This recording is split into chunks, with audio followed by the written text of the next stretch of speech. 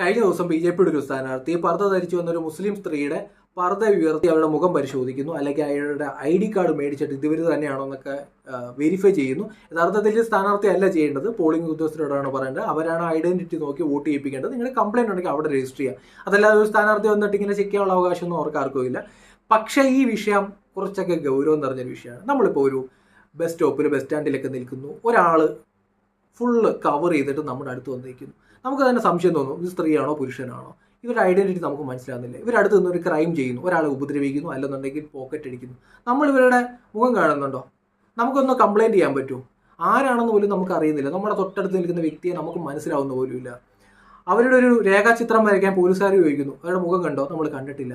എങ്ങനെയാണ് ഒരു പബ്ലിക് സ്പേസിൽ ഒരാൾ ഐഡന്റിറ്റി മറിച്ച് ഒരിടത്ത് വന്ന് നിൽക്കുന്നതെന്ന് എനിക്ക് എത്ര ആലോചിച്ചിട്ട് മനസ്സിലാകുന്നില്ലത്തുള്ളൂ. ഇത് ഏതെങ്കിലും ഒരു കമ്മ്യൂണിറ്റി അല്ല ഞാൻ പറയുന്നത്. ഇപ്പോൾ നോർത്ത് ഇന്ത്യയിൽ ഈ അടുത്ത സമയത്ത് ഒരു സിനിമ ഞാൻ കണ്ടിരുന്നു, അമീർ ഖാൻ പ്രൊഡക്ഷൻ, വളരെ ഫേമസ് ആയിട്ട് പോയിക്കൊണ്ടിരിക്കുന്ന പടമാണ്. അവിടെ കല്യാണം കഴിഞ്ഞ സ്ത്രീകൾ മുഖം മറച്ച് കിടക്കണം.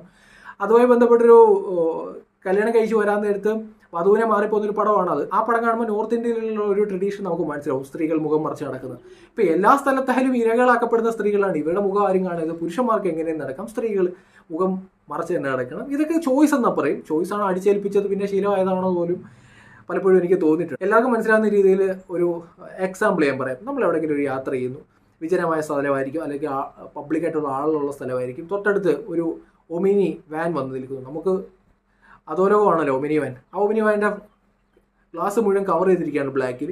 ഒരു ഭയം ഉണ്ടാകത്തില്ലേ? ഇതേ ഭയം തന്നെയാണ് തൊട്ടടുത്ത് ഐഡന്റിറ്റി പറിച്ച ഒരാൾ വന്ന് നിൽക്കുമ്പോൾ. ഇതൊക്കെ നമ്മുടെ രാജ്യത്ത് നിയമം മൂലം മുഖം മറച്ച് ഒരാളും നടക്കേണ്ട കാര്യമൊന്നുമില്ല. അത് എന്തിൻ്റെ പേരിലാണെന്നുണ്ടെങ്കിലും, മതമായാലും ജാതിയായാലും എന്തിൻ്റെ പേരിലാണെങ്കിലും ഒരു പബ്ലിക് സ്പേസിൽ ഐഡന്റിറ്റി മറച്ച് ഒരാൾ നടക്കേണ്ടതാണോ എന്ന് ഗവൺമെൻറ്റൊക്കെ ആലോചിക്കേണ്ട സമയം എന്നേ കഴിഞ്ഞിട്ടുണ്ട്.